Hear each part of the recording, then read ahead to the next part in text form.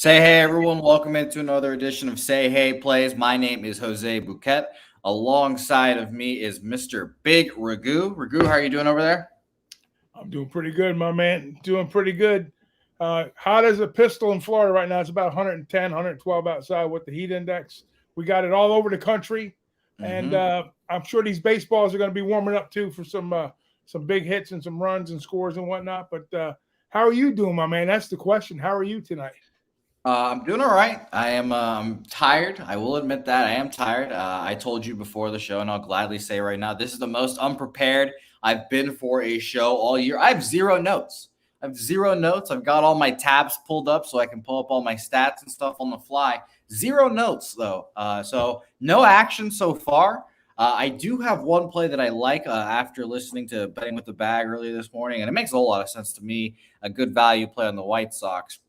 But it's going to be an interesting show, Ragu, to say the least. A very, very interesting show. And, of course, I had an interesting night last night. Of course, went to a boxing match inside of a strip club is the easiest way to describe it.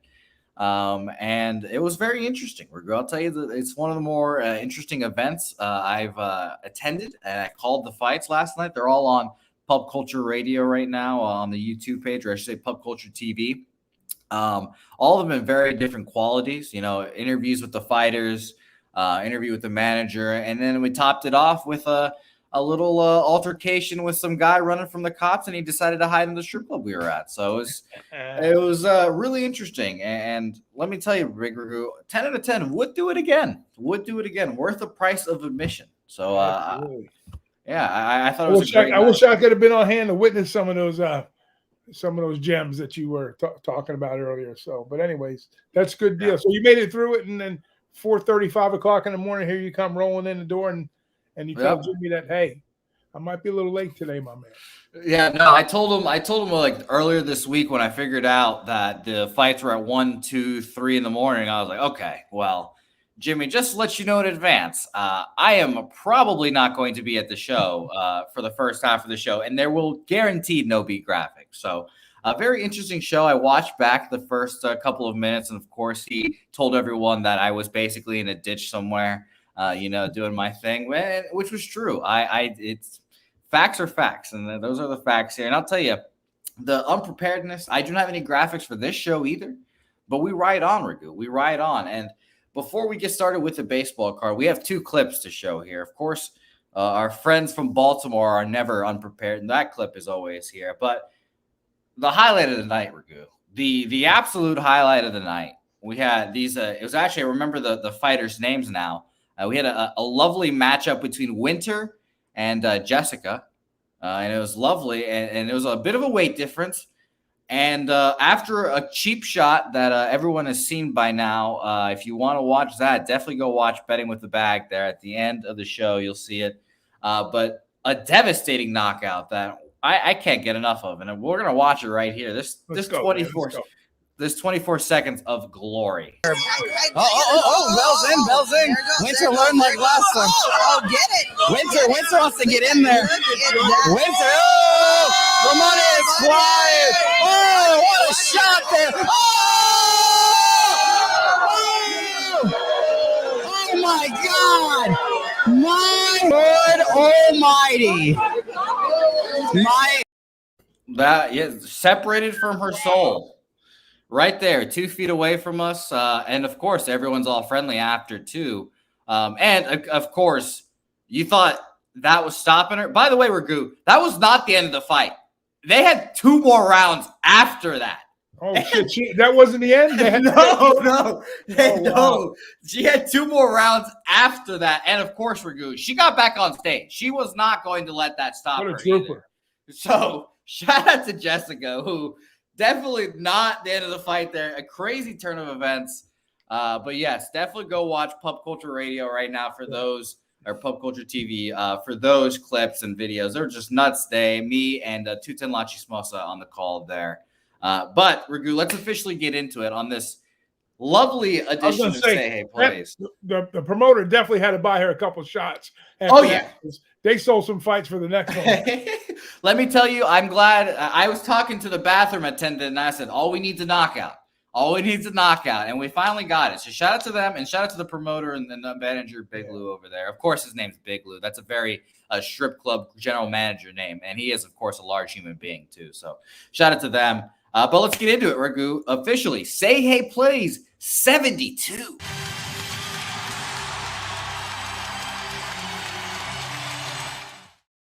Say Hey Plays 72 officially underway here. First game on our slate here. And like I said, no graphics today. So have your listening ears open. Shane Boz and the Tampa Bay Rays at the Baltimore Orioles versus Dean Kramer. Dean Kramer 1-1 with a 3.68 ERA. Shane Boz got ripped up last time out. It was his first start of the year. I believe it was against the Yankees, right, Ragu? Yeah.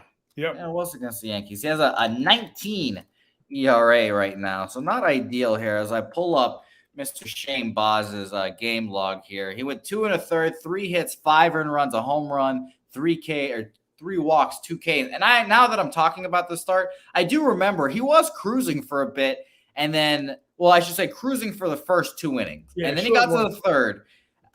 It just all fell apart, and he gave up a grand slam.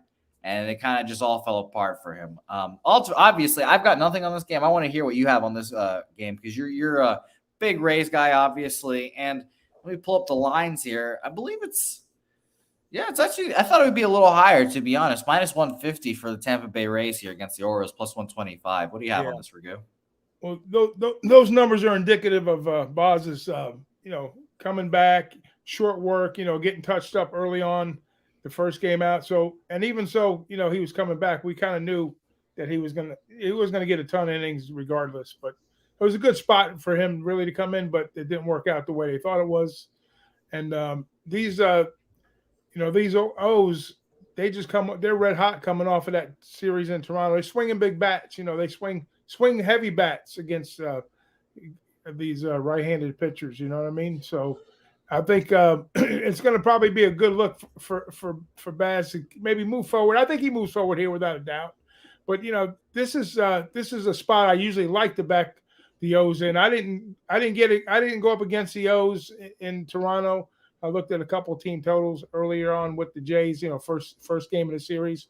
But they're swinging heavy bats right now, and this is the type of matchup. Even though I would probably like to get decent value.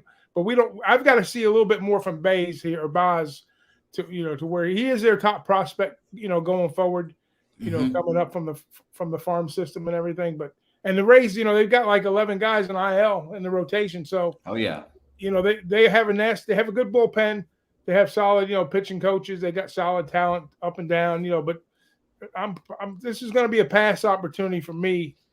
I would take the O's at home, on the plus number, or pass here, just for that reason. If I took the Orioles, it would be a full game look for me. I wouldn't try to get cute, because if he does move forward and progress a little bit here, they might have some struggles. Even though the Rays bullpen is pretty good, I would go longer term, because the more looks through the lineup we go against him, probably the better off you're going to be. So it would be O's or pass here for me. But I'm off the game. I think it's an interesting game, to say the least, because Rays coming off a sweep against the Yankees. How many times can we have not been able to say that often? Yeah. They usually do pretty good at Yankee Stadium. Yeah.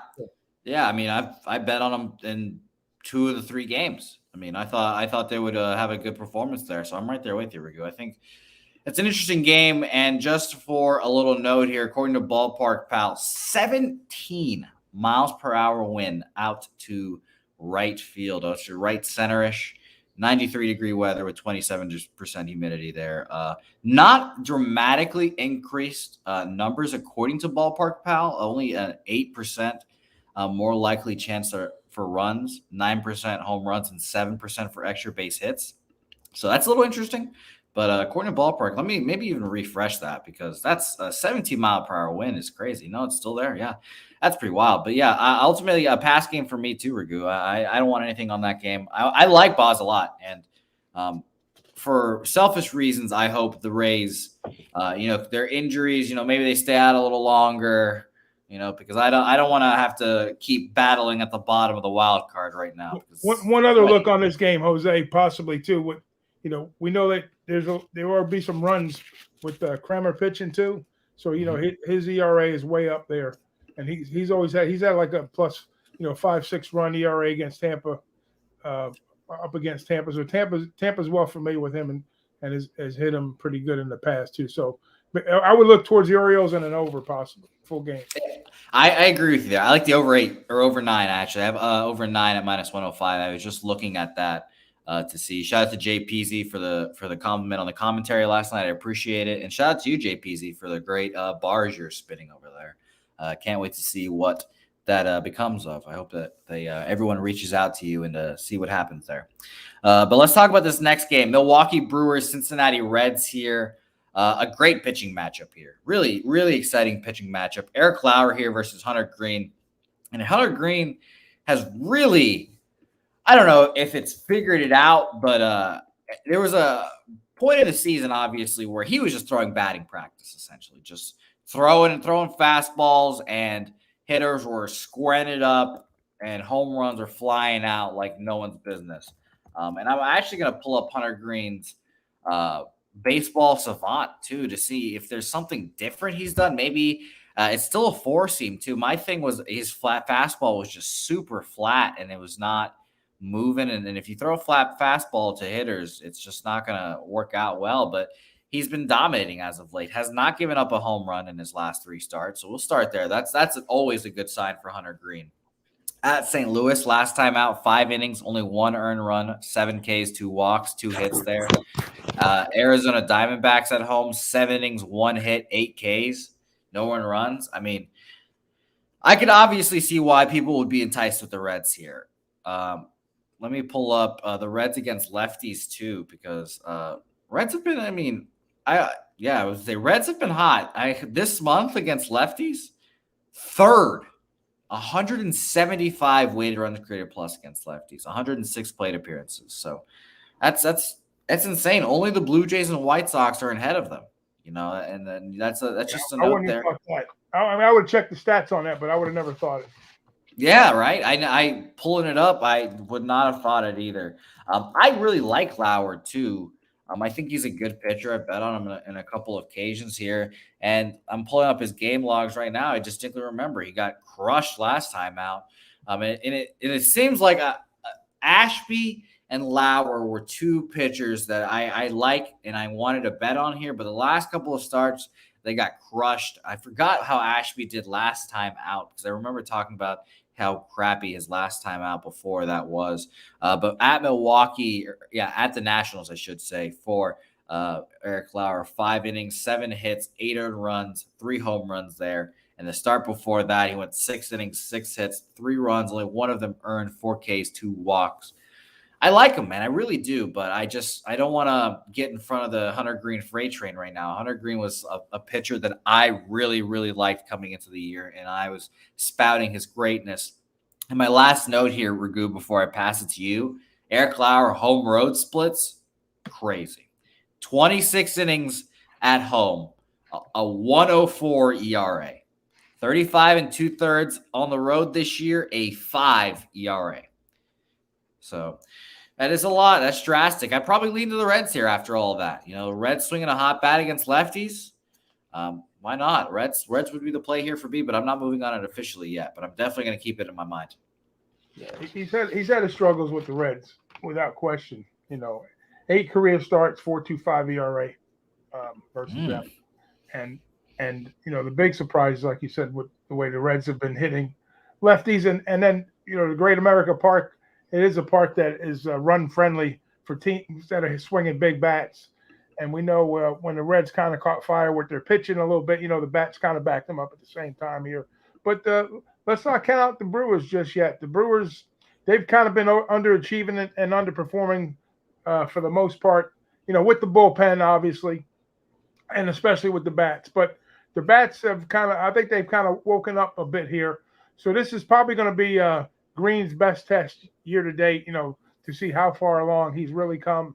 We know, about the slow start. We've all talked about it, and I'm thinking that the Brewers they might get to Green a little bit here, but the equalizer is going to be what Lauer.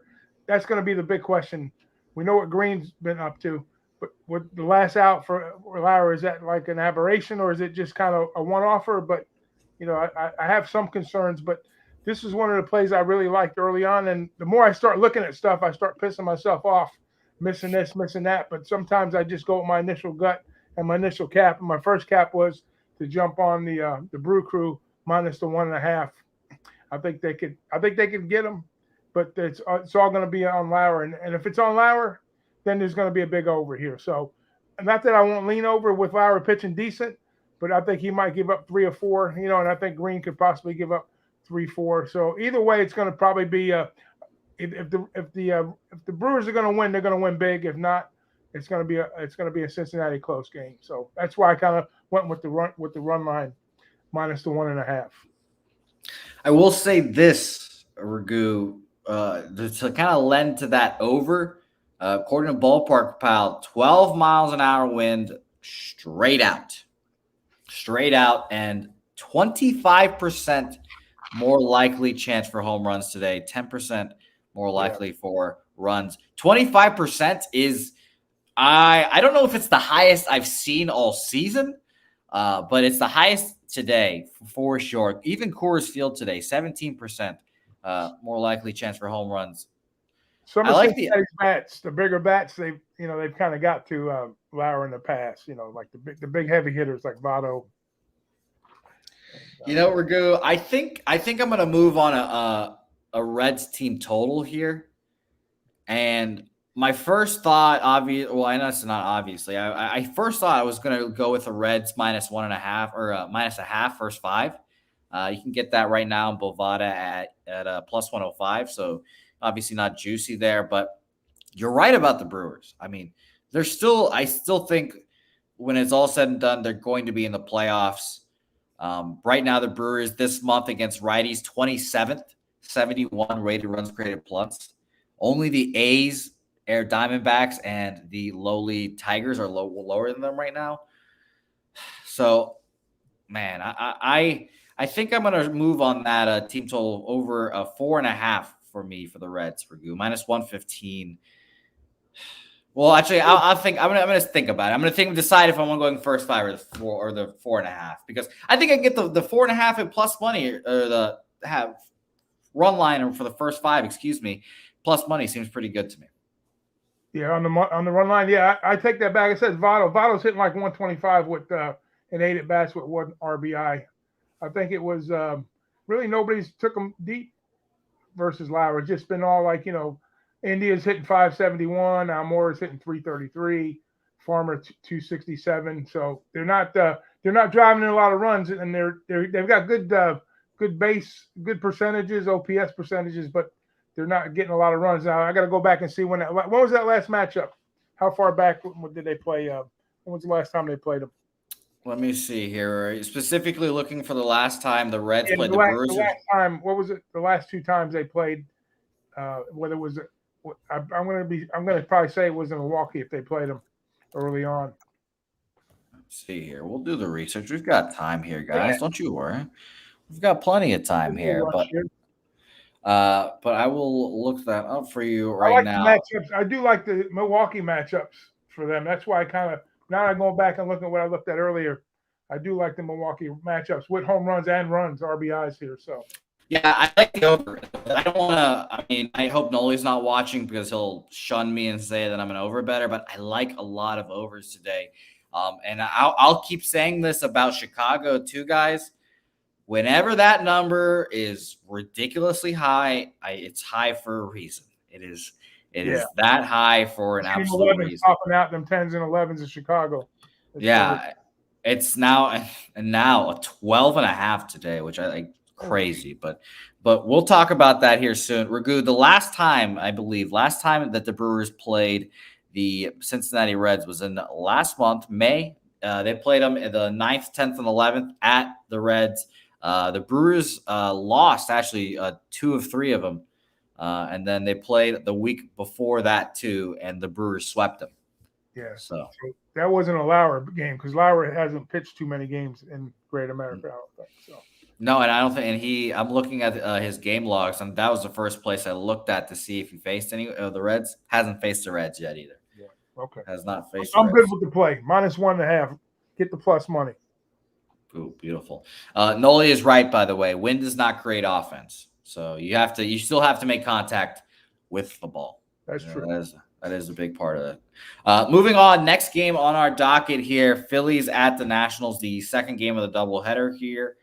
Phillies won the first one 5-3. I was not alive when that game was happening, so I have not watched it. But I did see.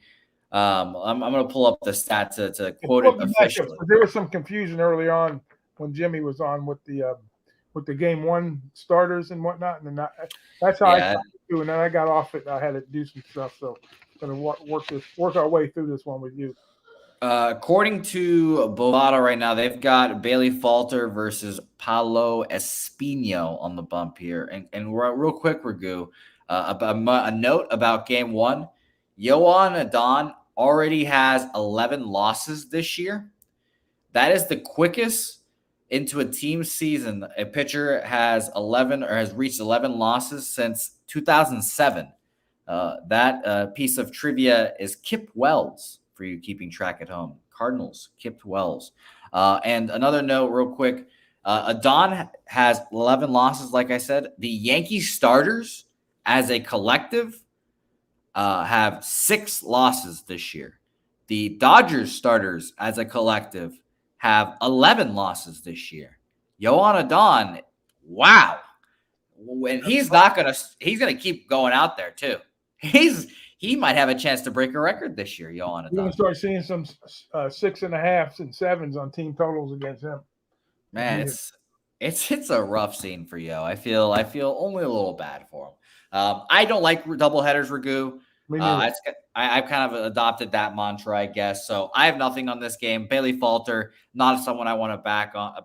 Paulo Espino's 0-1 with a 2 ERA this year, which makes me want to look into his numbers further. Are those just a short sample size kind of thing, or are we rocking the Paulo Espino as a reliever numbers right now? But yeah, nothing for me here. I assume you have nothing as well.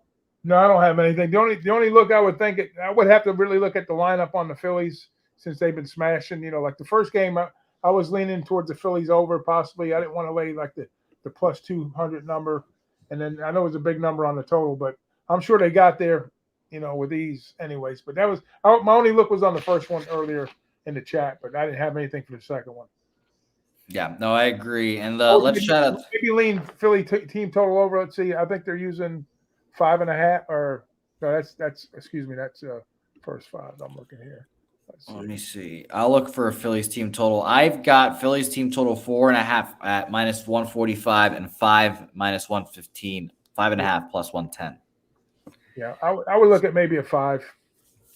Just depending upon the lineup. If they go full lineup, or if they got everybody in Schwarber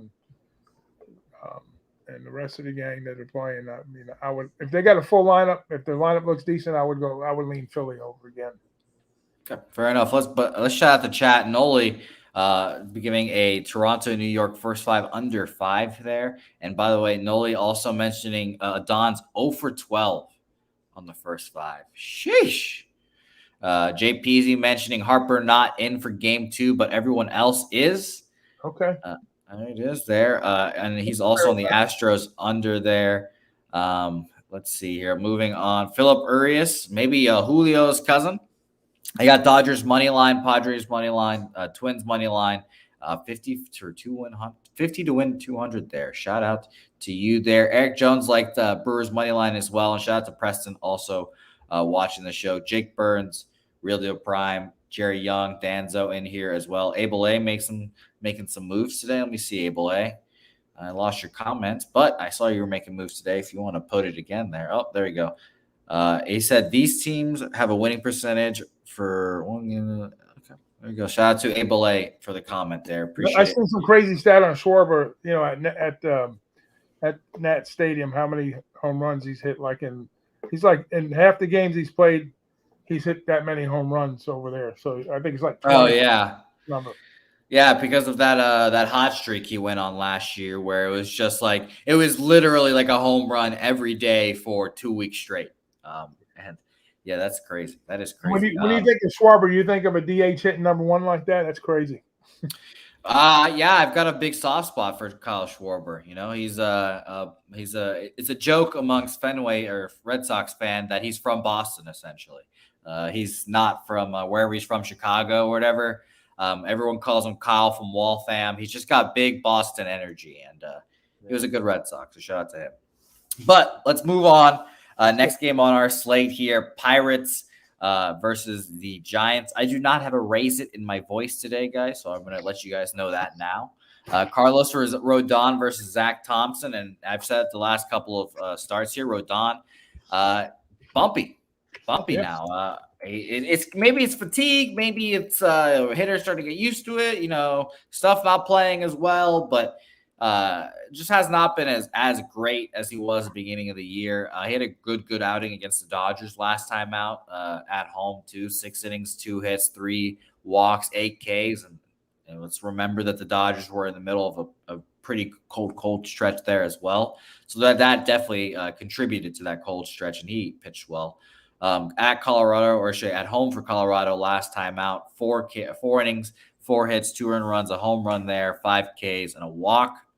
It's not the 12, 10, 9 Ks anymore from earlier this year for Mr. Rodon.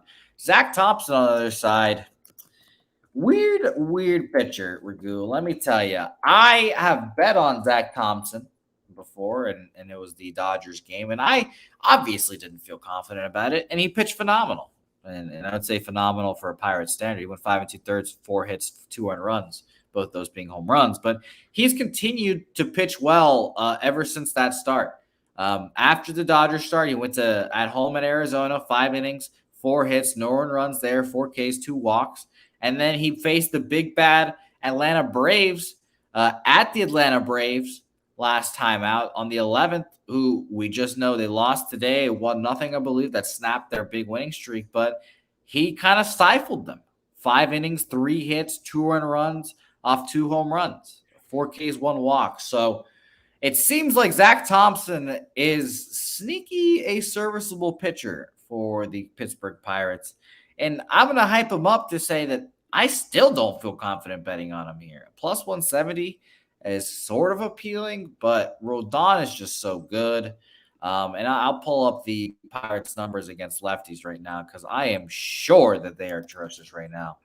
Pittsburgh against lefties, 25th, 81 weighted runs created plus there. So, yeah, no thanks. Pass here again for me. Yeah, Pittsburgh. I mean, I was surprised you didn't wear the Pittsburgh jersey today because that. I did get it. It is in my house now. I know you had it on the other day after you went and ordered it after that mega sweep. Congrats to you for sticking your head out there in all of the games and getting that cash, baby, getting that cash. But very serviceable, I believe. Rodon, like you said, he's kind of not that he slipped. He's not as sharp as he's been, obviously, the last few games. And with Thompson, his last 3 outings, he scattered 11 hits across 15 and a half or 15 2/3 innings. So, that's not a bad look there. And Pittsburgh is one of those teams, like you said, sneaky. If I had a look on this game, I would be looking maybe towards the Pirates at home, maybe a possible under in this game because the Giants are like 7 out of the last 9 versus Pittsburgh have gone under the total. And Pittsburgh is 5-1 versus the National League West right now. So they got a little mojo going. They got a little mojo going towards the NL West. And that big plus 180, whatever the number is right now, looks pretty darn good. Maybe a first 5 because of the numbers that Thompson has accrued his last 3 starts. And then, that look that they have against the National League West. So Pittsburgh might be a sneaky good little play here. I didn't get to the window with it, but it'll be a strong lead. I might after I hang up the phone tonight and look for it on Twitter. I put out a tweet earlier with my plays, but I'll probably add a couple after the show. So, and I know we're going to get into some of the starts while we're here too. So, what time does this game go? This game goes pretty quick, so I got to make a decision. You know what? Give me Pittsburgh on the first 5 on the money line. I'll make that official. Ooh, look at that. Plus 160 for a big Ragu. Not messing around, Ragu. Not messing around here. I like that. The game starts at Well, the game starts in an hour for me, basically. Yeah, I we'll, should we'll say. be close to that, but just to get it out of the way. Okay, beautiful. I like that. I mean, Ragu, I'm going to be honest, Ragu. I said that I was going to lean on your expertise, and if you're betting on my Pittsburgh Pirates, I have to follow you into the darkness here. I'll gladly ride. I'll take Pittsburgh first 5 money line with you too officially here. I got a plus 160 on Bovada, so first official play there. Pittsburgh Pirates first 5 money line. So let's ride and hope Rodon show a little shakiness today. Rodon, come on, show a little shakiness, and maybe we'll get some sleepy bats too. Cross country road trip for the Giants here. They Let's were see. off yesterday, so it's not like they had to make the trip and play next morning and on a nightcap or an early afternoon game. So but still, like you say, still cross country. Yeah, interesting, very interesting. I don't know. I'm sure that there are more in-depth cappers that would probably keep the tracks keep a. I'm getting 165, so make it official right now. Beautiful. There we go. Officially official there. Noli's quit chirping me and my time zone knowledge over there. I understand how time works, but I appreciate you watching as well. And we're going to get to one of your plays here right now. The first 5 under for Noli in the Yankees Blue Jays game was his play here. And I'd love to hear, Noli, why you think or how you think Jordan Montgomery is going to stifle the Blue Jays bats here, because we mentioned the Blue Jays against lefties. They've been just the bee's knees, essentially. And pull it up. First 215 weighted runs created plus this month. And that is a small sample size, I guess. We're only using this month. But that's obviously a very comprehensive number. 215 is high. I also, by the way, Joey Votto, late scratch as well. So, wow. That's good for my Blue Crew. Yeah, it is. Yeah, it is. Let's see here. But I don't understand. Well, I guess it's raw strip. Like, the Yankees have been on fire. We've got all this momentum. Why wouldn't they be a minus 118 here? But let me look at a team total. 4.5 for the Blue Jays is even money here, Ragu. And Bo Bichette not starting. Puzzler, good call out there. I will bring up RotoWire right now to see if there's anyone else potentially not in. But Ragu, what do you have on this game? I think it was a fascinating game for sure. Yeah, this is a game that Toronto's been waiting for a little bit. Since they got hot, coming back from the California trip, and I think they've lost they just got beat by the O's, but before that, they were running pretty hot. And the Yankees, we know they smash. We know that Toronto's smashing lefties. Montgomery, he's had a pretty decent season. I want to know how the Yankees bats are going to react though with Stripling here. Yeah. Stripling versus the Yankees, he's 0-4 in 6 appearances with a 4.5 ERA. More recent appearances for him, anyways. And then with the Blue Jays coming off of that loss, I think they're in a good spot though. I think they are. I didn't want to get involved with it because I wanted to see how they move forward with Montgomery coming in. And my son was trying to tell me early on that Montgomery was going to be their weakest link, but I kind of argue with him. And no, it's Garrett Cole. Yeah, I mean Cole. Cole. But the thing with Montgomery, okay, so if they do get beat, it's not like you're getting beat at a minus 240 or minus 280. So it could be a bounce back day the next day. But for today only, I think it's indicative of the line. What the line is telling us here. With the total. And with the minus 120 or whatever it is, minus 118, I've 112 now. It's bet down a little bit, so it's definitely Blue Jays action. I don't have the ticket counts or the money coming back and forth. I don't know if you have access to that info, but just from looking at the game from a betting standpoint, without the numbers, just who's going to win, who's going to lose, runs scored, and whatnot. I think we'll see runs. I don't think we're going to see. I don't think we're going to see 10, 11, 12 runs. I think we may be 7, 8, 9 runs. And if I had a look on Toronto, I would definitely go full game. But if I was on the Yankees, I'd get on it early. Even though the Yankees bullpen is pretty good. We know that, right? And Toronto's bullpen is not that great. So if Toronto's going to – if they get the Stripling early, then my look would probably be the Yankees team total over here. That's what I would do. And if you're interested in Toronto, I'd bet it early too. So I'd lean Yankees team total over, and I would, and if you're a Toronto fan, if you're thinking about back in Toronto, I would take Toronto in the first 5.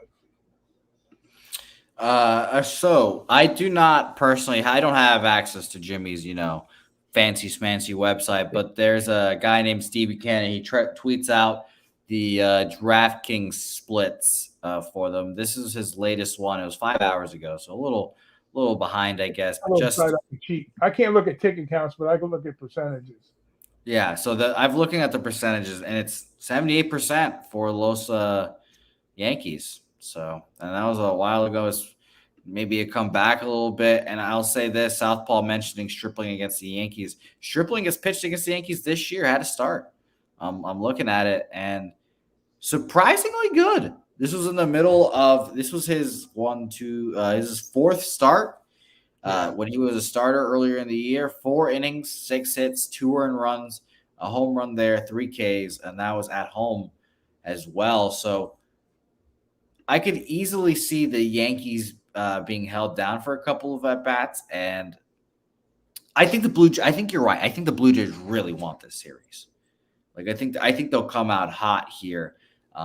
Manoah pitching in this series as well. I believe someone said that'll be very interesting. This series as a whole will be fascinating because, man, if the Yankees swept the Blue Jays here, this division is already fucking over. Yeah, this is already over. Going into the break, that's a big momentum move. But here, I see like 57% of the bets are on the Yankees, and 75% of the money is on the Yankees. Yeah, I will. That's on the money. Yeah. No, I'm gonna pass on this game. I guess. I run line. Little less higher percentage, less money on the Yankees on the run line. So some people are backing taking Toronto plus the 1.5, and then the total is all about the under here because there's 55% of the tickets are on the over, but 80% of the money's on the under. Southpaw, by the way, saying at the end of his stat there, the over is 0-3 when Stripling starts. His team's record is 0-3 as well. Shout out to Ron Lofton for cashing a little parlay, Oklahoma and the over in that game, plus 257. Shout out to you there. I actually have a friend whose brother plays for Texas A&M, and I hate Oklahoma, so I hope that they lose in the next round, I guess. But I do not watch. See the cap I got on? It's a Omaha cap, College World Series, and oh yeah, yes. And I'm supporting my guys, my local guys at the San Antonio. There we go. I appreciate it. Pick me up a little T-shirt down there. Have you ever been to Omaha? Yeah, twice. Where'd you go? I supported the South Carolina Gamecocks in 2010. Oh, Jackie Bradley. Yeah. I got Jackie Bradley all in my bedroom from signatures, pictures, all that garbage. But anyways, yeah, when I was out there, I brought this up on the show one time. It was a book that Ray Tanner wrote, had forwarded, and then he signed it off to me, thanks for the support for back-to-back champions. Yeah, good guy. I hung out with the team for 2 years. First, when they closed the Rosenblatt Stadium down in 2010, and when they opened it back up the first year, they beat Florida in the championship, won back-to-back championships. And we're good. Yeah. You're just a South Carolina booster at this point. That's it. My daughter went there, and then she dated the shortstop at the time. So. Oh, okay, all right. Now it all makes sense. There we go. We put the pieces together. That's the tie-in. All right, beautiful. I love that. Jackie Bradley, Whit Merrifield. Oh, went to South Carolina too. I didn't know that. Yeah. He left after 2010. He went right to the Royals in 2011, or rookie league, then played with the Royals the next year. Yeah, and he has not come out of a game or has not missed a game in a long time either. Shout out to baseball's Iron Man right now with Merrifield. Yeah. Moving on to this next game, and shout out to Derek Pato, who's joining us.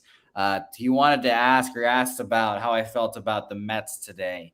And this is a very interesting game, Derek. And I know Derek is from Venezuela. Shout out to Derek. And this is personally my favorite pitching matchup of the day. Which game are we on now? Miami Marlins, New York Mets here. Marlins, Mets, okay. Yes, two Venezuelan pitchers going at it here. Pablo Lopez 4-2 with a 2.3 ERA. There was kind of some speculations or questions if he was going to pitch today. Noli let us know in a group chat it was a wrist injury wrist thing, and they didn't like the bullpen, so they pushed him back a little bit, and now he's here. Now they officially made him the starter. I did see there was a lot of questions marks on the pitching or on just the Marlins pitching early today. So I'm glad we got that confirmation. Cookie Carrasco on the other side, 7-2 with a 3.93 ERA. And looking at the numbers, career versus Carrasco for the Miami Marlins, I would say there's not that much familiarity. I mean, Avisel Garcia is 9 for 39, a home run and 12 Ks, 231 average, but everyone else has only seen him, like one game sample sizes. Jazz Chisholm, the king of baseball in Miami, I say 2 of 8, 2 Ks. Brian De La Cruz, I believe that's Brian De La Cruz. Let me double check so I don't call him. Yeah, it is Brian. He has gone 2 for 7 with a K as well. And that's really all the sample size you've got there. For the Metropolitans, career versus the Lopez, Brandon Nimmo, 2 for 11. Jeff McNeil, 3 for 7. JD Davis, 4 for 7. Mark Canna's never seen him. We've got Starling Marte, Francisco Lindor, and Pete Alonso all in the lineup, but all 1 for 3, 1 for 6, and 1 for 9 against Pablo. This is really tough for me, Ragu, because when I see Pablo Lopez at a plus, let me double check you. I think it's plus 124. And I was like, what? That's crazy. Plus 126 now. Ugh. I think something's up there. Something's up. It smells like shit. I'm not gonna take it, unfortunately. We had a lengthy conversation in the chat today about this game, and I was kind of wondering, but I really wanted to take the Miami Marlins here, and I will give myself a second here to pull up the pitcher splits, or I should say hitting splits, because Miami Marlins again against righties this year been doing great. I mean, you won't hear that very often from Miami Marlins squad, but Soler, Garcia, and those guys seem to really boosted that lineup to give them something they've not had in a long time. So, as of this month against right-handed pitchers, the Miami Marlins are 8th, 121 weighted runs created plus, while the Mets, shockingly enough, are 15th, 105. So all that stuff just made me want to point towards the Marlins, but the line's going towards the Mets. It just so smelly, fishy. I wanted nothing to do with it. So at the end of the day, Derek, to answer your question, I think it's the Mets. It has to be the Mets, unfortunately. So that's just my opinion. I think it'll be a really, really interesting game, and I will be for sure watching it. Ragu, what do you have on this? Yeah, these Marlins, I mean, I don't even want to call them pesky Marlins, because when you got Alcantara and you got Lopez on the mound in any division game, and if they're going up against right-handed pitching, I mean, that's depending on the price. You just can't get too picky with the price. They're going to get their L's, and they're going to get a lot of W's too, especially with their number 1 and 2 guys. If they win like 40% of their games, then that's going to be on these 2 guys' back. You know what I'm saying? If they go out and they win like 60, 70 games, I bet the over early on in the year when we were in San Antonio, just on that factor right there, because I know that some of the other guys are going to pick up some W's too along the way. They're going to screw up and win a few games, but you get good value with these guys. And I was seeing like some early overnight numbers, like in the high 190s and stuff. And I'm looking at the percentage of bets here, and it's all one-way action on the Mets. It's 86% of the bets and 69% of the money. So there's a little pushback on the Marlins at the smaller plus price. But I would, if they were playing anybody else, I would expect a bigger price. But something doesn't smell right. I figured, because I know Miguel's a nice pitcher, and we know that the Mets they're hitting bombs right now. But don't count the Marlins out. Marlins can be very sneaky in this spot, and maybe I would look towards an over here, because I know the Marlins can smash the righties, and the Mets are hitting good right now. So I've seen some higher numbers earlier in the day when I started breaking the game down, and I'm surprised. I'm thinking it's kind of cheap for the Mets right here, and I was thinking I was going to get a better price on Pablo, but I'd be interested in the over here. Just an overlook. I've got 7.5 right now. I don't hate a first 5 over either. And both these bullpens, they're kind of just like middle of the road. I'll pull up the bullpen numbers, but like I when I think of both of these bullpens, nothing that they can throw out really scares me until you get to Edwin Diaz in the full game over. Not the first 5. First 5, I would probably lean maybe looking at a plus run situation here. But I mean, last time I had Pablo on the K prop when they were playing Houston. I had like 5.5 Ks at a plus price against the Astros, and he just got done striking out Altuve in the top of the 5th, and he was 5 point 5 in the 3rd, and he gets hit with that wrister the next batter, and he's out, and I lose the prop. So I like Pablo a lot, and Miguel's nice too, but I think today we'll see some runs. I really do. Noli is sick of the over talk. We'll see you later, Noli. Appreciate you. Hey, I said first 5 under, Noli. Take it easy, all right? I said full game over. Shout out to Noli, making unders great again every day. This is the best pitching matchup of the day for me, obviously, and I'm biased, and I'm going to watch that game. It's going to be a good one. It's going to be fun for sure. All right, so let's move on. Next game on our slate here, Texas Rangers, Tigers here. I think we can. Well, it's a decent pitching matchup. I'll talk about this game quickly. I don't want anything to do with this game. Scooble Day is a holiday in Jimmy the Bag's house, and if he's not taking Scooble today, that should tell you something. I don't want anything to do with it. I think that the Tigers are just, their hitting is just so bad that just nothing is appealing. 39 weighted runs created plus against righties this month. 100 is average. 39 is so bad. Oh my gosh. So I just can't do it. John Gray is not. I was down on John Gray coming into the year, and him, kind of being delayed, and then him like being hurt, and it's just an inconsistent pitch schedule. Really, all factored into me just not being a John Gray guy. But I'm pulling up his stats right now, and he's been pitching well, and it's no coincidence that it's after he's gotten a month, maybe a little more than a month and a half of consistent pitching under his belt. That shit helps, obviously. His last start was the Chicago White Sox, 6 innings of 3 hit, 1 earned run, 10 Ks. And before that, he got roughed up at the Guardians, 5 innings, 5 earned runs. And before that, it seems like he's looking at his stats, just bad, good. 6 innings, 1 earned run, 5 innings, 5 earned run, 7 innings, 1 earned run, 6 innings, 5 earned runs, 6 innings, 2 earned runs, 5 2/3, 4 earned runs. So if you follow the pattern, it seems like he'll get touched today. But the Tigers are just so bad. So no thanks. I have no desire in this game at all.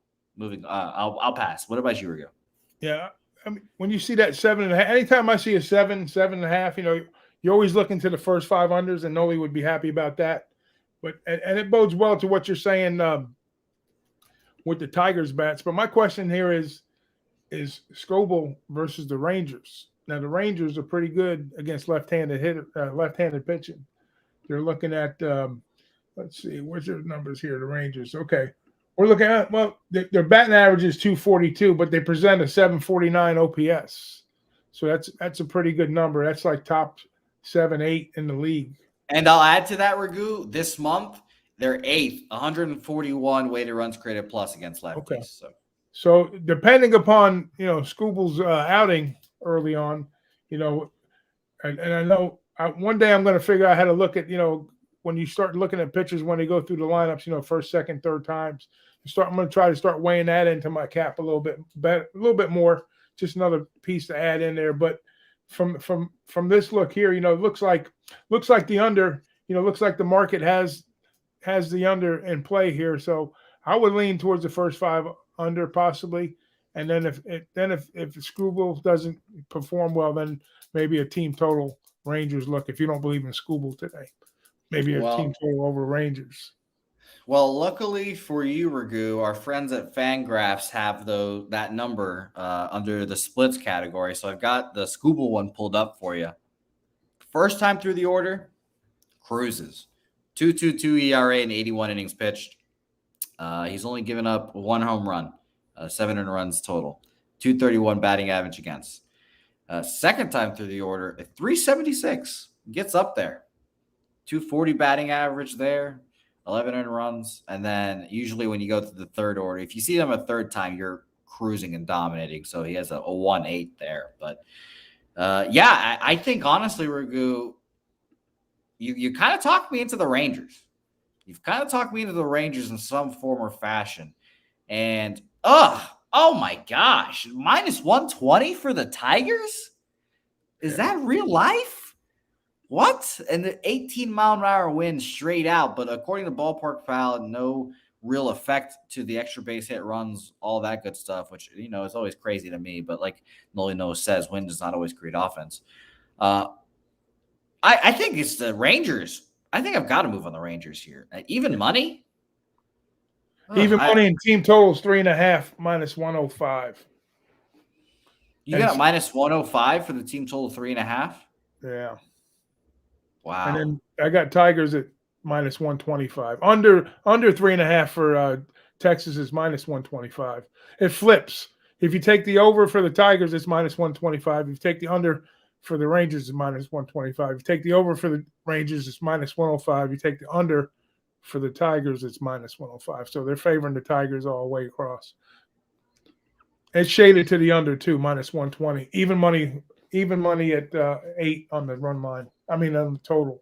So I think it goes this way. If you like the Tigers, it correlates with the under. If you like the Rangers, it's over. But I would, if I like the Rangers, I'm taking the team total over Rangers. Yeah, and that's what I'm going to move on right now. I'm going to move on the team total over 3.5 for the Rangers. I also don't hate a 4. Honestly, I really don't. Lock me in for that too. Over Beautiful. Rangers. What was your number? You got plus minus minus 105. Minus 105. Beautiful. There we go. Minus 105. 3.5. There, man, that's just good there. And by the way, tell me Jimmy wasn't on Scooble today. That tells me Texas. Yeah, that says a lot, right? Cap the cap. That says a lot right there. I don't think he moved on the Rangers too. He always says like that's his biggest. That's his biggest thing. He'll know that one side's not the side to bet, but he won't bet the other side. Right. So that's your classic gambler's fallacy kind of thing there. Yeah, I'm that way in a lot of things too. I wouldn't call it 100%. Superstition, but I would just call it, one of your little niche things that you have to be upon. If the stars don't line up perfectly or check all the boxes, then one box is X'd out, then I'm off. But same way, but I'm comfortable with that. No, I like Texas team total over 3.5, minus 105. There, how lovely. Ron Crawford, by the way, spreadsheet play of the day, Minnesota Twins here. So shout out to you, Ron Crawford. We'll be talking about that game here in a second. A slower pace for the show for the Say Hey plays of the day, but I like this. We're breaking down these games. We're getting into it. We're doing our things, making official plays here. We love it. We love it. We love it. So I've got 2 official plays so far. Pittsburgh Pirates first 5 money line and the over for the Rangers. So that's going to be an interesting card for sure to start it off. White Sox at the Astros. It's the next game here. Giolito, Framber Valdez, and man, great pitching matchup here to start off. Fantastic pitching matchup. Just love it. First, my favorite lefty on the bump in the league, Framber Valdez. Love watching Framber and what he does. And Giolito, my Cy Young futures guy, I've got plus 1,000 as a future. He's not been pitching, phenomenal this year, but he's been okay. He's been serviceable. He's been a solid number 2 if we really had to put a number on it. But I think I have not said this all year. I want to bet against Framber Valdez here, Ragu. White Sox against lefty. Bobano said it earlier today. It's just it was like the Cardinals earlier in the season for me. It kind of comes in waves now. It's Cardinals, White Sox, Blue Jays. throw a lefty against them. I feel like I've got to back them in a form or fashion here. If that's, and I think that's going to be a team total look for me. I think Jimmy was on it as well. And it just made a whole lot of sense for me. White Sox team total over 3.5, even money, official play for me. Yeah, don't overthink this one too much. I mean, if you're a White Sox backer, I mean, if you look at what they've did since the last game in the Dodgers series, the last 7 games, they scored 9 runs, 8 runs, 9 runs, 6 runs, 9 runs, 5 runs, 11 runs, 57 runs. That's about a little over 8 runs per game the last 7 games. So they're swinging big bats. They get the perfect matchup. Now, if you look at that last game, that's sitting at a 7, 7.5. This game's sitting at 8. So you think this would be the 7, 7.5 game, not necessarily the 8. But I think it's is it shaded? Which way is it shaded on the total here? Let's see. It's shaded towards the under in actuality. But the look here is I already bet this 3.5 minus 110. I know Jimmy. I heard he got a good plus price. I told him I used my contest lines in the chat today. I had like plus 130 on DraftKings, but I didn't bet it. I bet it with my local. I'm already got this in at plus 140.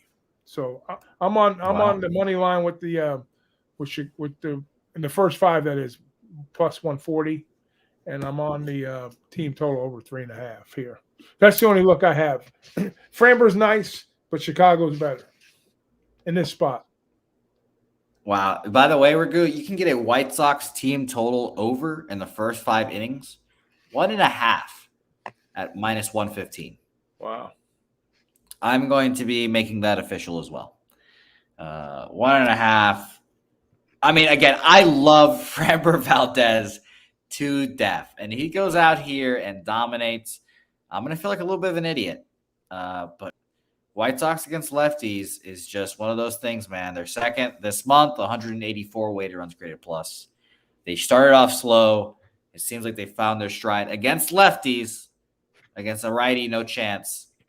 But yeah, it's crazy. It is crazy to see that. I'm excited about that game. Fun game. First 5 money line plus 140 and over 3.5 minus 110 for me. Beautiful. All right, official there. Moving on, San Diego Fathers at the Colorado Rockies. We kind of talked about this game briefly earlier when we mentioned these Coors Field totals are super high for a reason. It is crazy to see. We've got a measly 12.5 here today, and it's shaded towards the over, minus 115 and minus 105. That is just, I think that's the highest total I've seen so far this year, even with the wind in Wrigley. Freeland versus Gore, 2 lefties here who, truthfully, I kind of like both of these lefties. Oh, God, I'm going to end up talking myself into an under. Well, after all this is said and done, it's going to be really funny. We'll say this, Colorado Rockies against lefties, Raghu, this month, 69 weighted runs created plus, 208 plate appearances, too. So it's not like they have not seen them. 69 weighted runs created plus, that is terrible. Again, only 2 teams lower than that. Miami Marlins are lower than that, only 77 plate appearances, so a super small sample there. And the Los Angeles Angels are 30th right now this month. So truthfully, I wouldn't hate an under here, but like I said, these overs are high for a reason. The Padres are 17th, by the way, against lefties, 104 weighted runs created plus. I saw a tweet today that Clevenger will be available out of the bullpen as well. So I think we'll probably see him today as well. But I ultimately want to pass on this game. A lot of conflicting factors here. And Ballpark Pal, by the way, also just lighting up green like a Christmas tree with Coors Field today. 17% more likely chance for home runs, 13% more chance for extra base hits, and 16% more for runs in general. So, yeah, pass game for me. Yeah, I know yesterday Dami was on the first 5 under. I think it was like 6.5, 7. So what is it today? What's the first 5 under today, or first 5 total today? I believe it is a 6.5 again. Yeah, 6.5 minus 120 for the over. Yeah, I mean past history with Colorado, that was their spot to bet on home against lefties, but not so much anymore, right? Because we know what they're doing this year. So this is one I looked at it. I said, that was the spot yesterday. I'm not going to try to come back to it today. So I'm off of this game totally. Even though the Padres their bats are starting to wake up. They're starting to hit the ball a lot better too. So I would probably look to maybe here we go again, Noli. Maybe a Padres team total over the Rockies spot. But not definitely for the Rockies. But the runs are going to come. But how are they going to come? I think it maybe a run line too for the Padres, possibly minus the 1.5. Yeah, and I'll say this: weighted runs created plus is a ballpark adjusted stat, so it does take in Coors Field and all that stuff into those numbers. How does it do that? I don't know. I'm not a mathematician, but that's what it says, and that's what I believe. So just sewer rat production from the Rockies. Pass here for me. Ragu liking some overs there, but we'll say it quietly so Noli knows, doesn't hear us. Yeah, just lean. I mean, it's a small price on the run line for the Padres. So if you don't want to lay the heavy juice, there's going to be runs, so that would be my look if you're going to get into it. I would lean Padres on the run line. And by the way, Ragu, I skipped over a game, which is hilarious because it is my beloved Red Sox. My beloved Red Sox versus the Cardinals here, starting in about 40 minutes. I have good memories and feelings playing the Cardinals, Ragu, I will admit. We'll start off 2018. No, that wasn't 2018. 2013 World Series against the Cardinals, swept with Michael Wacha actually on the other side, pitching like a Cy Young candidate and almost a World Series MVP if he would have, or team would have shown up, I guess. And then 2004, another sweep right there. So I obviously have good feelings towards the Cardinals. I feel like this is a Cardinals team that is capable. And I don't think it's a coincidence at all, Ragu, that Alex Cora chose Michael Wacha, former Cardinal, to take the ball here today against Adam Wainwright, who we've seen his struggles against, or I should say, seen his struggles away from Busch Stadium. I'm going to pull up Adam Wainwright's numbers right now. And by the way, Turnsy asking me how many units were up. I did not have time to make the graphics today because I am very tired from last night. But we are officially 211 and 208 plus 663 units this year. We had a 2-1 day yesterday. Phillies first 5 -1, cash, no fucking sweat at all. 7 run inning in the 4th inning, I think it was, 3rd inning for the Phillies, made it an easy one. And I got a pull out of my ass win from the Rangers run line. 3-1, I think, final score. They scored 3 in the 9th inning to get it. So we really needed it there. So moving on to this game, let's pull up because I don't assume many Red Sox have seen Adam Wainwright before. JD 1 for 3, Xander 0 for 3, Trevor Story 2 for 14, Christian Vasquez 1 for 3, JBJ 0 for 6. By the way, Ragu, JBJ a monster at Fenway Park. Only good at hitting at Fenway Park. He's just been an absolute animal this year. And speaking of animal, Wainwright, he's been pitching well, kind of everywhere. 2 innings. Get the job done. Yeah, and this is the last dance season for him, Wainwright, Pujols. And I already saw the pictures of Pujols showing fucking all the young players around Fenway. And I was thinking in my head, what are you showing them, Albert? You've been here. You've had nothing but bad memories here, Albert. You've literally, I don't think he's ever won in the playoffs at Fenway Park. So very funny. 36 innings pitched on the road this year, 3 ERA, 37 at home, a 2.68. So he's been just pretty good everywhere. And that's what he does. Last 2 starts for him versus the Cincinnati Reds, 7 innings of 3 earned runs, 8 hits, 7 Ks, 1 walk. At the Chicago Cubs before that, 7 innings again, 2 earned runs, no walks or no strikeouts, 2 Ks there. So that's just kind of the dichotomy right there of how Adam Wainwright can get you out. He'll strike you out or he'll get you to ground out for some weak contact or whatever it may be. Well, you'll be shocked to hear that I mean, I picked the Red Sox on this one. It's at even -120, but I'd lean Red Sox, obviously. Yeah, I like. I have a different look on this game, and it's not going against the Red Sox or going against the Cardinals. I just think for this fact here, Wainwright's, I guess his last three starts, he's gone 7 with 3 no decisions, which kind of tells me that the opposing team has kind of kept things in check. So he hasn't really his dominating performances, but he's had his toughest outings, going up against, the better pitchers, and he's up against another one today in Waka, which I love. I love me some Waka Flame, brother. Mm-hmm. That do, and I'm kind of banking on both of these guys having good outings. Not a lot of looks against one another. Obviously, first time starting up against each other, it presents itself well for a first 5 under in my book, and this is one of my contest plays that I'm heavily vested in. So I got 5.5 on my number at like -105, because I think the number kind of ticked up on the total. I think we were seeing some 9.5s, and I think it went up to 10. So I was able to benefit for the first 5 in that regard. So I think we see a good pitching duel here early on for sure. And I don't think we see a lot of runs, but as long as they keep it under 5.5, I'm a happy camper. Wainwright has only faced the Red Sox once in the regular season, and that was in 2014. Amazing. I'm looking at his playoff game logs, and he's only faced them once in the playoffs, too. Yeah, I guess he wasn't around in 2004, huh?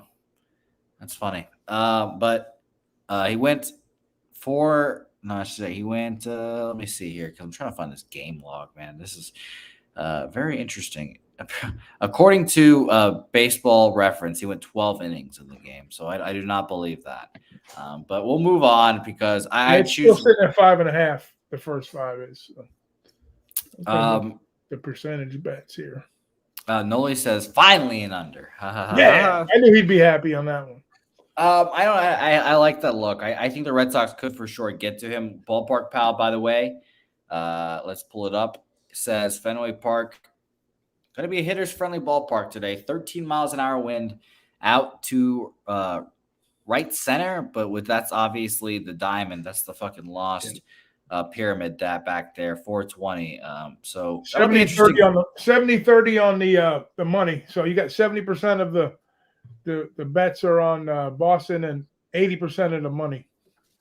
Southpaw saying Michael Wacha 3-11 against home interleague games. Or in-home interleague games. And Michael Erlina asking, do you think the Cards can hit Waka and get 3 first 5? No, I think I'd rather bet the under, like Ragu's saying, personally. A little bit, like I said, like I mentioned earlier, some of the money's come towards over money on the percentages and the bets, but I think the first 5 is a good look. Yeah, I'm gonna pull up Michael Waka's just game log real quick. He gave up 4 runs, 3 of them earned in Seattle last time out, and after his complete game. Yeah, it'd be under for me. I'm gonna move on from this game because that was just us going back because we skipped it. But that for sure is gonna be a fun game to watch, and of course we'll be watching. I hope Michael Wacha pitches well against his former team, and I think he will. Kansas City Royals at the Oakland A's here, Ragu, and I think we can take a short amount of time here on this game because this is just a bum fight. 2 horrible teams, a good pitching matchup at least. You've got Daniel Lynch, a lefty that I think right now he's not bet on, but give him a year, I think he could be the best pitcher on the staff. Daniel Lynch versus Frankie Montas, who we obviously know is going to get traded this trade deadline. Where? Who knows? But every start he puts out there is just film for other teams to look at and to hopefully get him out of Oakland. And Oakland's asking for a lot. And I think he's got an extra year on his contract too, which is why they're asking for a lot. I don't know if he's a rental. But ultimately, I didn't want anything to do with this game, Ragu. I mean, this is just a dumpster fire game. And just to pull up odds real quick because I have not even looked at the odds in this game because of how bad it is. Plus 139 for the Kansas City Royals, minus 165 for the A's here, which I think is personally ridiculous, but pass for me. This should be a bum fight, like you said. I would think it'd be like a minus 120 or pick them even, something like that. But same. We give an advantage to the home team, obviously, because of Frankie Montas. But I would, and Lynch, what are we going to say about him? So basically, we got some real low totals. We got some real low team. We got some highly juiced team totals to the over. Like 2.5 is minus 150, 3.5 for the A's minus 130. Nothing I want to be interested here. A low total at 7. It's a stay off all the way around for me. Shout out to Noli, by the way, who's been cashing on Rafael Devers over 1.5 bases. Especially, did I hear you say over and Noli in the same sentence? Yeah, over 1.5 bases. Not no total game over. We don't know that Noli doesn't fuck with that. Shout out to Noli. At Fenway Park, it's a doubles friendly ballpark, so it's going to be interesting. Eldorado Custodian asked, "What division do I think Frankie Montas will be heading to?" That's an excellent question. I'm gonna sound like an asshole here, like I usually do, but it's the AL East.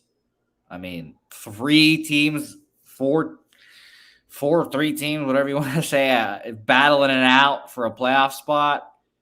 The Yankees, I guess, don't need pitching, but the Rays have been down pitching all year. They've got plenty of prospects. Will they just rely on people getting healthy?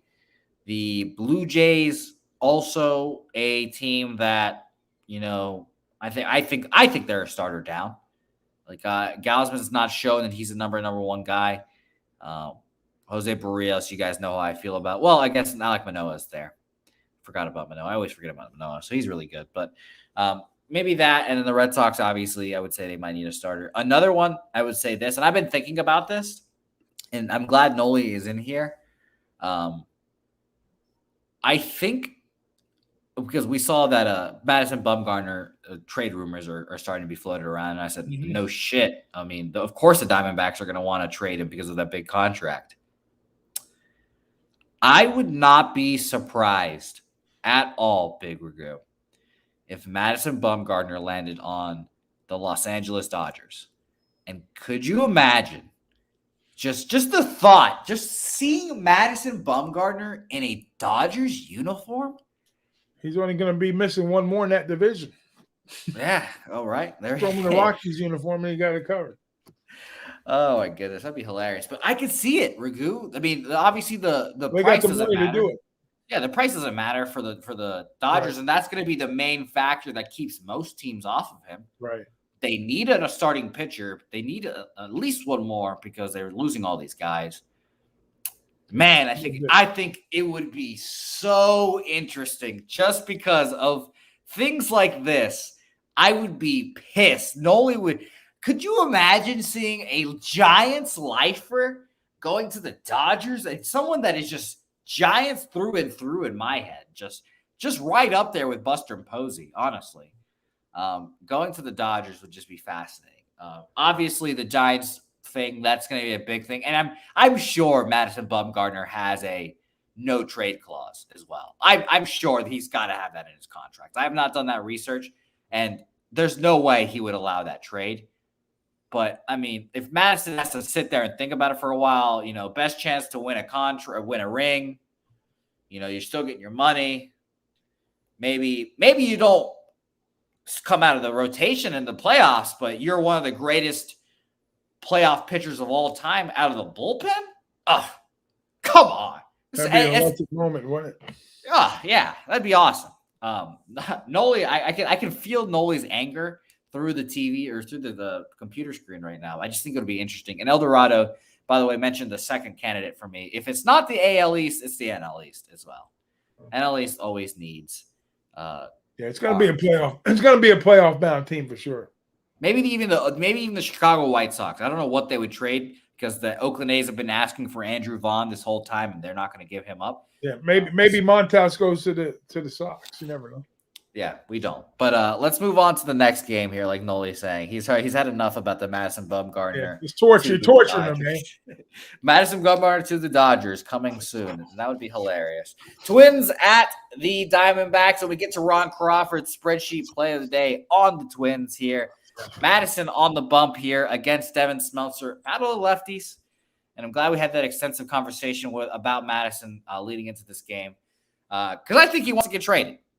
I should say, I think the Diamondbacks want to trade him desperately because of his contract.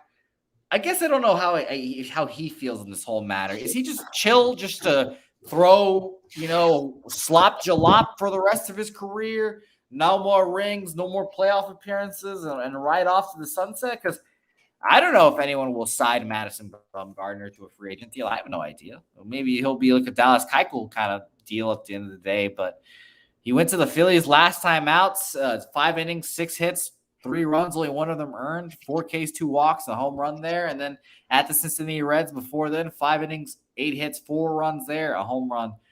It seems like it's typically that kind of stuff. He started the season pretty hot, and maybe that was because he was feeling good, But it kind of seems like after the sticky stuff incident, the season kind of changed for him. After that, it's been 2 earned runs, 3 earned runs, 4 earned runs, 5 earned runs, 2 earned runs, 4 earned runs, 1 earned runs. So no thanks for me there. And by the way, Eldorado is asking for futures. I'll keep saying it. I think it's the Red Sox and the Braves. I think those were I've said it for the last 2 weeks. Those were the 2 best long shot teams. I have not looked at the odds. But now that the Braves have won or did win 15 straight, 14 straight, the odds will probably be shittier. So let's I'll look into them while we talk about them, and I'll let you know some thoughts off the top of my dome, Eldorado. But do you have any thoughts on this game here? On this particular game, I think Ron's got the right look on it. With the spreadsheet play. Same. But this whole game is going to hinge on Madison's performance, because we know that the Snakes, they don't hit lefties very well. We got 2 left-handed pitchers here. I'm not sold that Minnesota can't touch Madison, so that's probably a decent look there. But if Madison has his game, then we're looking at a Noli under here for sure. I mean, that the numbers is kind of pointing that way with the 7.5. So they're thinking that Madison's going to have a pretty decent performance against the Twinkies in this spot here. So it was a stay off spot for me, but my first initial was in agreement with the spreadsheet play. So it's either Minnesota or pass. I'm not going to touch it, but definitely hinges on Madison and whether Minnesota can touch him up.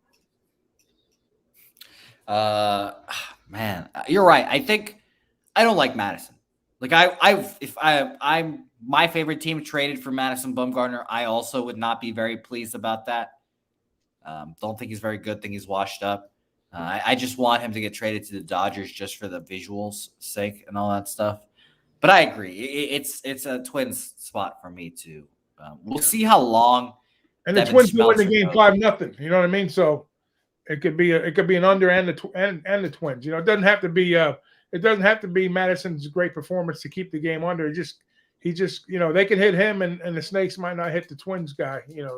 That could be one of those type games too. It could be like a 4-2 or 3-1, something in that range. We'll see. I like the under as well, Ragu. Minnesota against lefties this month, 74 weighted runs created plus is 27th. Arizona is 11th and 127. That's pretty high. But I kind of do like the over or the under. Excuse me. I do like that. Yeah, I lean under full game. So I agree with you there. The gas station report asking about Pittsburgh first 5. Anyone liking it? Actually, that is an official play from Pittsburgh. We first like 5. the Pittsburgh play. Same with Ragu there. So yes, we agree with you there. All right, we've got 2 more games here, and let's knock these out here, Ragu. LA Angels at Seattle Mariners. Michael Lorenz and Robbie Ray here. The Robbie Ray saga continues. I don't know what to do with Robbie Ray, truthfully. Robbie Ray has been really confusing to me. He'll have his days of being, good, and I guess maybe it's a case of the Mariners offense can bail him out too, but he's had his moments, basically. 7 innings, 3 hits, no earned runs against the Red Sox, 4 Ks, 1 walk. At Houston, 5 innings, 8 hits, 4 earned runs, 3 home runs there, 3 Ks, 3 walks. So he can look great, but do we really want to back him coming off, maybe arguably his best start of the season?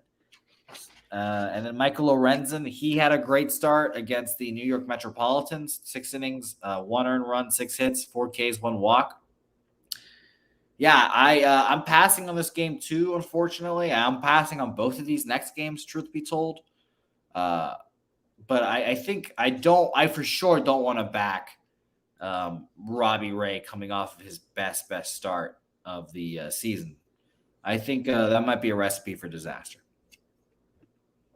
Yeah, it's probably a good look. I mean, outside of Ohtani, I mean, he only gave them their two wins, if I remember correctly, right? And 14 games. Yes, and hold on, Ragu. We have to stop everything because El Dorado Custodian has just purchased the farm here. Shout out to El Dorado Custodian with a $100 dono. So shout out to our guy El Dorado Custodian, the real deal there. Shout out to you, my guy. What a great guy. What a generous donation. We appreciate you, my guy. Stuff like that helps the channel grow, helps us eventually, do all these trips and stuff that we plan on doing. So shout out to you, El Dorado. That's big time cookies right there. Beautiful job. Beautiful. So thank you there. Ragu, sorry for interrupting you. No, that's all right. That's interruption worthy right there. Thanks for the donation. Much appreciated. But anyways, outside of Ohtani, it's kind of like a story of two, a tale of two different teams.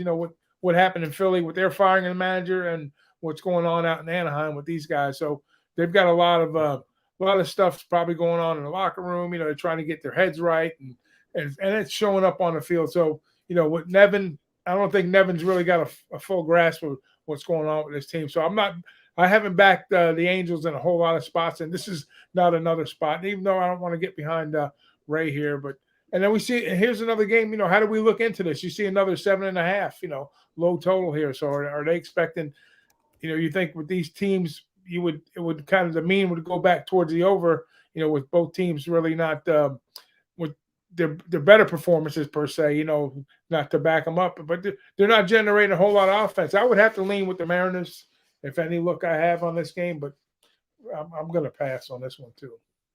Yeah, no, I agree that. By the way, looking at the chat now, I just see this. I just saw apparently I have to get a Golden State jersey. I will not be doing that. Saturated, no chance there. No Golden State jerseys will be touching me. But I hope I was reminded actually, Ragu, real quick, just a random off topic thing here. I was reminded that Jordan Poole is as a free agent now. So I hope someone pays him a whole bunch of money, and he is going to be the worst contract in the NBA. So that will be hilarious to see. All right. Last game on our slate, the Cleveland Guardians versus the LA Dodgers. A Cleveland Guardians team I need to lose, quite frankly. Maybe this might come out in the capping in the next couple of weeks or so. But Cleveland Guardians, the main contest or competition is the word I was looking for. Main competition against the Red Sox for the wild card here. I will keep it brief here. Kershaw versus Plesac. Obviously, I mean, Clayton Kershaw pitching and matchup advantage. Bullpen, Parada Dodgers, lineup Dodgers. I don't even have to look at the odds. I'm sure Kershaw's minus 200 plus here at home.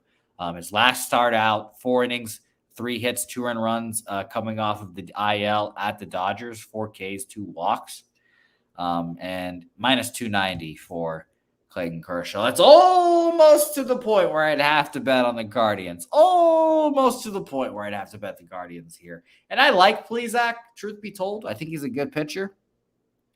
But at the end of the day, I just don't want to move on it. Do not want to move on it. And will be an interesting. I just want to watch Kershaw pitch, I guess. He's the lefty that set the table for all lefties going forward. So nothing for me here, Ricky. What about you? This has got the same look as the Boz look with the Rays, but you have a better team in the Guardians versus the the O's offense. But I take that back because the O's offense has been fucking smashing the ball lately. So I better bite my tongue on that one. But hey, it's pretty close to that number. It's a big number, and it might be worth a little shot here on the small play. A half unit maybe on Plesac. Getting some runs, but the team totals are set at 2.5 and 4.5, and they're juiced to like 135 and 125, and the game's sitting at 8. So I mean, do we get close to that 8? I mean, is Kershaw going to give up more than 3? If he does, then I think the game goes over because I think the Dodgers will get 4 or 5 themselves. So, and if I had to back it though, I would probably say, maybe look at the Dodgers on the run line, possibly not to lay that big juice, and even with that minus 1.5, you're still laying like 140. Which if I'm laying runs, I want a plus price. I don't want to be at a negative number. So it's not appealing to me either way. Everything's juiced to the hilt, and the numbers are not skewed in my direction. So I'm off for the game. I think Jay Peasy put it well here. Guardians not hitting lefties, facing the lefty. The lefty. Yeah, and we'll see how far he's come back, though. You know what I mean? So yeah, I mean, second back right off the IL. Yeah, I think it's maybe not common knowledge, but I think it's kind of obvious. First start off the IL. I think that's your get the rust off. Whatever, filling yourself. The second start is when it gets turned up to 100. That's like when it starts going. Yeah, it's like a horse off a layoff. You don't bet him the first race. He improves the second race, and the third race, you fire. Here we go. There you go. Perfect. There you go. There's your horse racing betting tip of the day. Chip Plyler likes the Dodgers minus 1.5. It's a square play, but he's on it. Yeah. And I mean, hey, if it wins, it wins, and it makes a whole lot of sense to me. It makes a whole lot of sense. If it was 120, I would think about it. 140, I'm off of it. I got to keep my average bet number down. Hey, you're right. You are right there. We're good. We've done it. No notes, no nothing. A long show. We broke down this card. We took our sweet time. Some games are starting off here soon, but we did it. And I have 4 or 5 plays on this card. I got to look again. But it's going to be a big card for me, it seems like. Let me see here. Yeah, I've got 5 plays here. 5 plays. So you got my plays up. I got to run them back here. Let me pick them up. I'll say mine. I do not have yours written down because I'll run mine back too. But I literally do not have any notes in front of me, no papers, nothing in front of me, Ragu. So if I could, I would. But I'll read off mine here. Chip Plyler. I'll try to find a favorite play for you. It's always difficult to find like your favorite. But I will say this: Ron Crawford. Shout out to Ron, Royals fan Ron.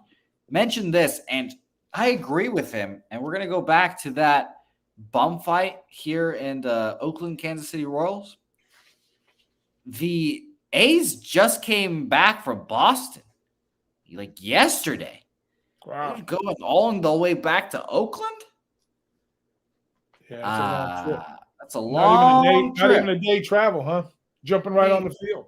Yeah, I'm going to double check that too. Because I watch the Red Sox every day, but when you go into a strip club for a couple of hours and see a woman get her fucking head knocked off in front of you, you get kind of wired or scrambled. You don't know if it was Boston.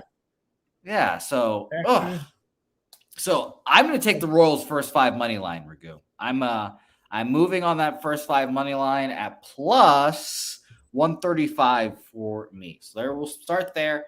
I also have a White Sox double up here, which again might bite me in the ass because I'm fading my favorite lefty in Framber Valdez.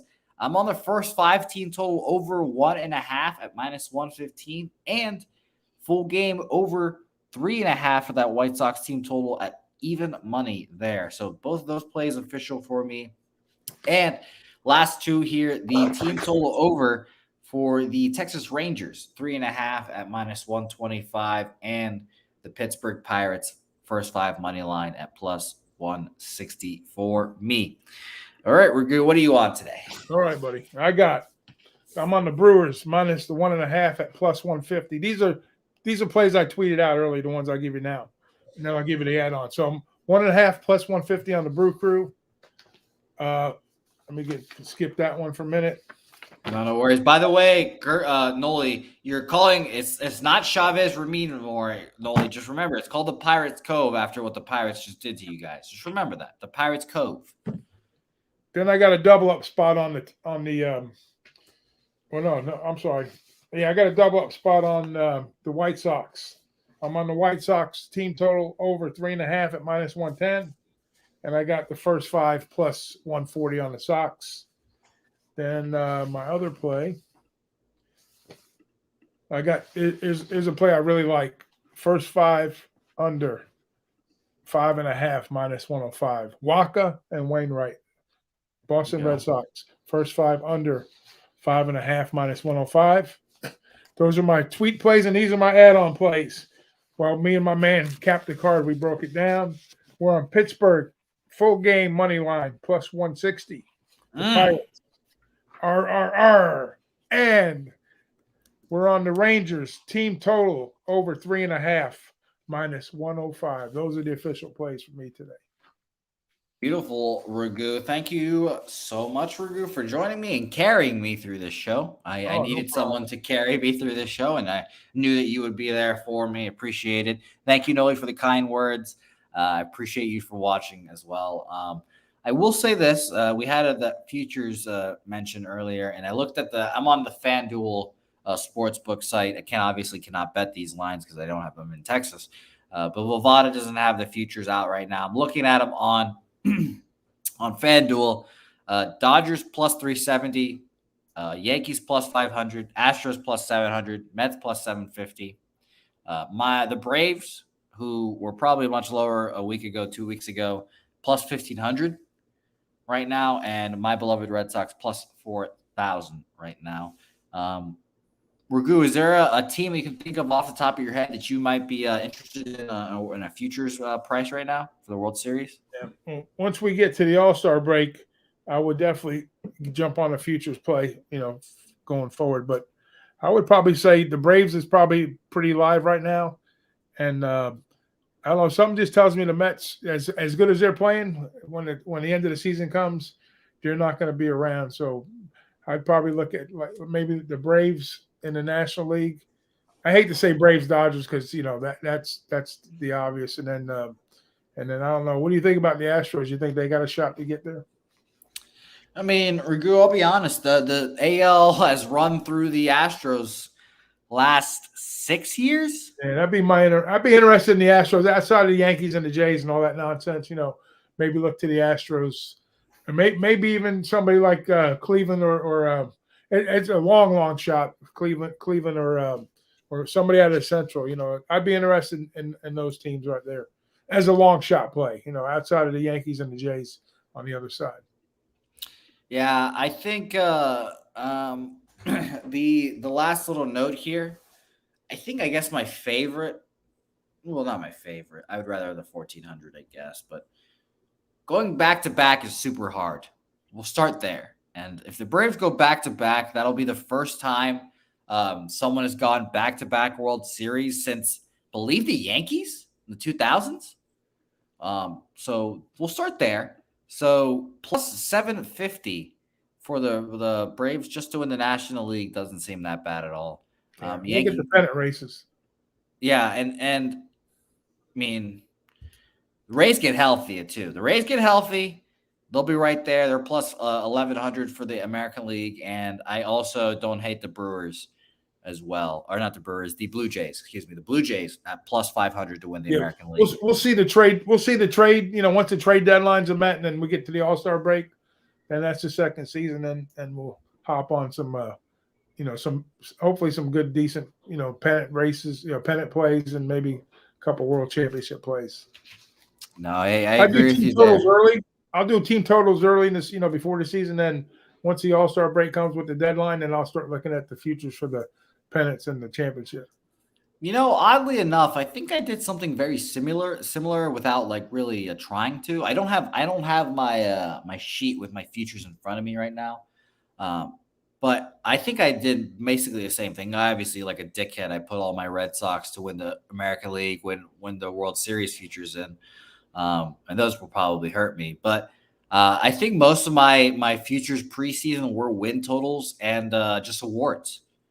So I think I'm right there with you, Ragu. I think I'm right there with you. But this has been a great show, Ragu. First of all, of course, shout out to El Dorado for the $100 dono again. We appreciate that. Everyone in the pub appreciates it. And you're the man, El Dorado. Of course, you might get a special banner on the top bar there since you gave $100. I'll design something. Shout out to you, El Dorado, of course.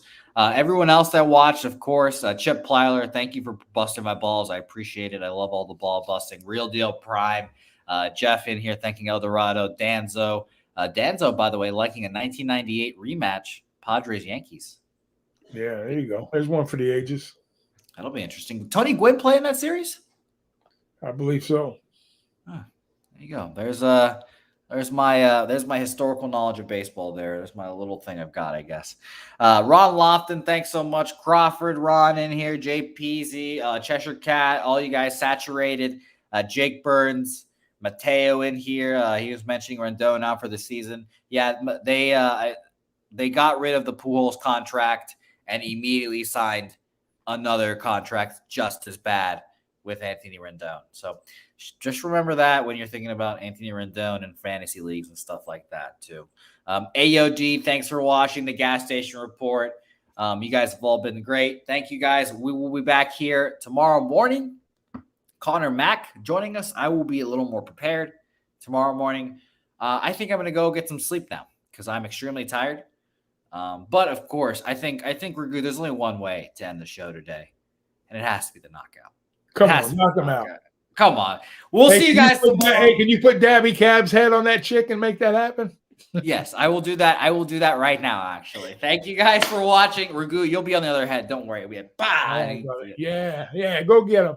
Awesome. All right. For ditching you last night. No, they did.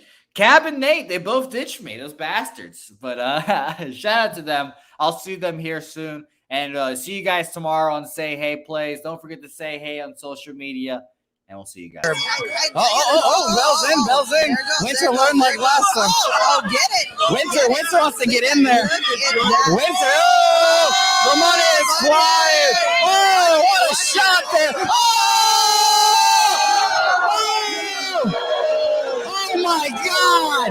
My Lord Almighty. My